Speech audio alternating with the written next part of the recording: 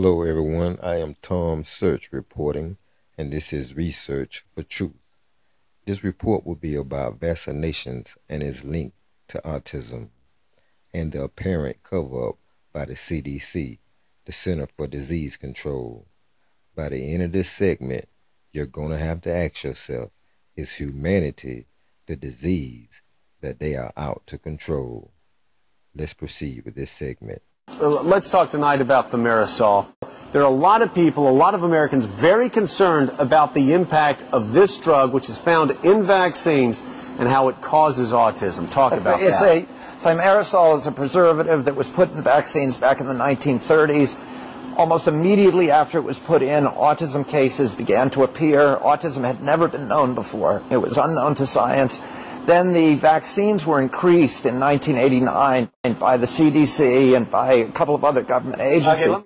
So something happened in 1989. Exactly. What happened was the vaccine schedule was increased. We went up from receiving about 10 vaccines in our generation to these kids received 24 vaccines. And they all had this thimerosal in them, this mercury.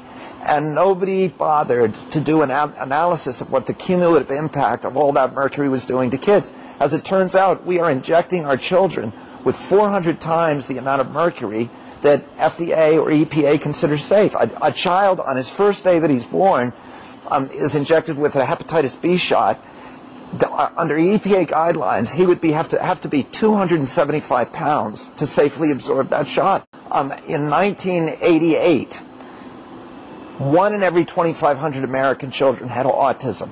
Today, 1 in every 166 children have autism. And plus, 1 in 6 children have other kinds of learning disorders, other kinds of neurological disorders, speech delay, language disorders, ADD, hyperactivity, that all seem to be connected, that are all connected, the science shows are all connected to autism. You know, why are they sitting back and letting our children be poisoned? Because the same regulatory bureaucrats that green-lighted thimerosal originally are now trying to cover their tracks. It's a CYA operation. Right, and they're working with the pharmaceutical industry, and we now have the transcripts of this secret meeting that they did in Simpsonwood, Georgia in the year 2000, and it's the most horrifying thing that you can read, Joe. There are scientists there from the government who are reading the reports and saying, this is undeniable, there's no way we can ever deny this, I'm not going to give this to my children, but now let's hide this from the American people. Now, with all these facts prevalent on the subject, I want you to ask yourself, why is the CDC still mandating vaccines to the American public? I mean, it's asinine almost, and it's befuddling, because I can't understand why are they denying it and still trying to vaccinate American people. Kids these days are getting multiple times more than when I was a child. Is this making us healthier, more protected, or what is it actually doing with No, these I mean, doses? I really think we've way overdone it on the vaccines. It's funny how we've managed to program people to believe so thoroughly that vaccines are awesome. And the same thing is true for the aluminum in the vaccines as well. And people have talked a lot about the mercury, and the mercury certainly is an issue, and it's very toxic. I looked at the aluminum because that's the one that's gone up quite a bit. We have a lot of aluminum-containing vaccines now that we didn't have before. So that one fits with what's going up in step with the autism increase. Lots more aluminum-containing vaccines. I mean, for example, even HPV, which has just been introduced, Gardasil, they're giving that to these kids, teenagers. That's loaded with aluminum. And that's a very nasty vaccine. I've looked at that one too, and it has much, much more severe reactions to that one than to other vaccines that these kids are getting. So it's a very toxic vaccine. And totally unnecessary, in my opinion. And they can't even prove that it's actually doing what it's claiming to do, because it's like 60 years later when you're going to get this cervical cancer that it's supposedly protecting you from, I don't know why anybody would think it was a good idea to get that vaccine. The problem is there's synergy between the vaccine and the glyphosate. And I've looked at aluminum and glyphosate. Very, very interesting, because there's papers that show that glyphosate chelates aluminum just like it does all these other minerals. It ends up hiding the aluminum inside the glyphosate molecules, which gets rid of the +3 charge. Aluminum has a very strong positive charge, which ordinarily would keep it in the gut, so it wouldn't get past the gut-brain gut barrier. But with the cage around it, it becomes a neutral molecule, so that the glyphosate is letting the aluminum pass the gates, from the gut into the blood, from the blood into the brain. And the glyphosate is also bringing the aluminum to the pineal gland, which is outside of the blood-brain barrier. So that pineal gland is much more susceptible. People have studied the amount of aluminum in various parts of the brain. They find the pineal gland has twice as much as the other parts because of it being outside of the blood-brain barrier. So, but with the glyphosate, you get an increased delivery of the aluminum to the pineal gland, which ends up messing it up. And so I've noted that there's sleep disorder associated with so many of these neurological diseases. I mean, autism, Alzheimer's, dementia, depression, Parkinson's disease, multiple sclerosis, all of these things are associated with sleep disorder. Pineal gland produces the melatonin that controls the wake-sleep cycle. So when the pineal gland gets messed up, you can't make enough melatonin, you can't sleep, and that's connected then to everything else. There's a lot of information about things that are happening with the CDC, the pharmaceutical companies. There's a lot of things that are not said. I, as a parent of a child who has autism, I'm concerned, and I want to know the truth, and I'm not anti-vaccine. I want safe vaccines.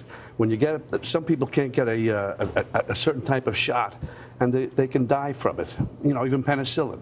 So why should that not be with vaccine, which it isn't? So you said you went public for the first time saying that your 18-year-old son does have autism. Yes. That had been a very private thing for you, and part of the reason you wanted this film shown was to start that conversation. Absolutely. Do you believe you'll now have a role in that conversation going forward? Possibly, yes. Because the thing is that to shut it down, there's no reason to. If you're scientists, let's see, let's hear. Everybody doesn't seem to want to hear much about it. It's shut down, and you guys are the ones that should be the investigating. Do the investigating. I think the film was controversial because people felt that the filmmaker had been discredited. Even he, I'm not so sure about. At the end of the day, even him. I'm not anti-vaccine, as I say, but I'm pro-safe vaccine. And there are some people who cannot take a vaccine, and they have to be found out and warned that you just don't give a kid a bunch of shots and then something happens. The worry is that people who hear those words and wonder about it will then not have their child vaccinated, which has led to a higher incidence of things like mumps and measles, that kind of thing. I don't know if those statistics are accurate. I'm not the one to say, but I would question even that. There's a kind of a hysteria, a knee-jerk reaction. Let's see. As I say, everyone should have the choice to take vaccines. Some places it's becoming mandatory, but it does benefit the big drug companies, funnily enough.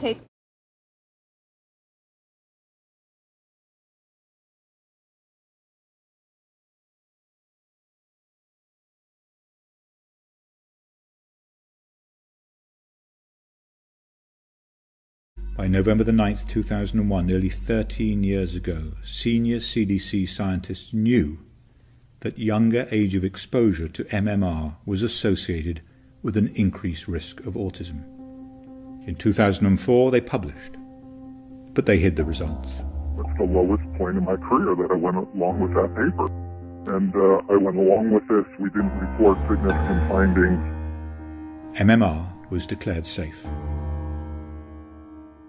The IOM has evaluated this issue back in 2004 and again most recently in 2011. And you know, their conclusion, again, was not just looking at the work that was done at CDC, but with a total body of evidence, was suggesting that vaccines and their components did not increase the risk for autism. What Dr. Colleen Boyle, a co-author of that blighted paper, did not tell Congress is that she and her colleagues had deliberately concealed the autism vaccine link from the Institute of Medicine and the public. Ironically, they even received an award from the Secretary of Health and Human Services for this work. So troubling was the fraud that one of the CDC researchers broke ranks. Eventually he made contact with Dr. Brian Hooker, father of a vaccine-injured child with autism and a vaccine safety researcher. I received a phone call out of the blue. It had a 404 area code, so I knew it was from the CDC. Lo and behold, it was. He had much to confess. I'm completely ashamed of what I did. I have great shame now. I was complicit and I went along with this. Had appointed me his priest. And when he appointed me his priest, then he started confessing. And we have had many, many phone exchanges. We've exchanged dozens of emails, and he has released quite compelling information regarding fraud and malfeasance in the CDC. We didn't report significant findings. Sent Hooker information that was never intended for public scrutiny. From their own data sheets dated 2001, Dr. Hooker analysed the CDC's results, and he found the same risk for autism that the CDC scientists had themselves identified. It's all there. It's all there. He confronted.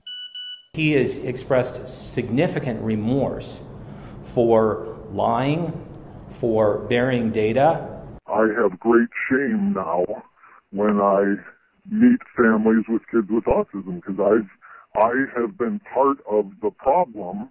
This week, August the 10th, 2014, Dr. Hooker published the real findings. A 340% increased risk of autism in boys receiving the MMR on time compared with those receiving it later. 13 years and tens of thousands of children later. But as I've said, Dr. Montgomery and I were only partly right. The risk of autism from early MMR vaccination was seen in black children, black boys. Those boys, for some reason, are at very high risk. Consistent with the CDC's own findings, the rate of autistic regression in black children is reported to be twice that in white children. Oh my God, I cannot believe we did what we did. Ladies and gentlemen, I'm the father of a vaccinated injured child, and I believe within my heart that they are practicing a form of population control. These people don't mean us no good. And before you have your child vaccinated, or you know of a friend getting their child vaccinated, encourage them not to. Tell them, research for truth. This is Tom Search, reporting live. Have a great evening. And CDC, fuck you.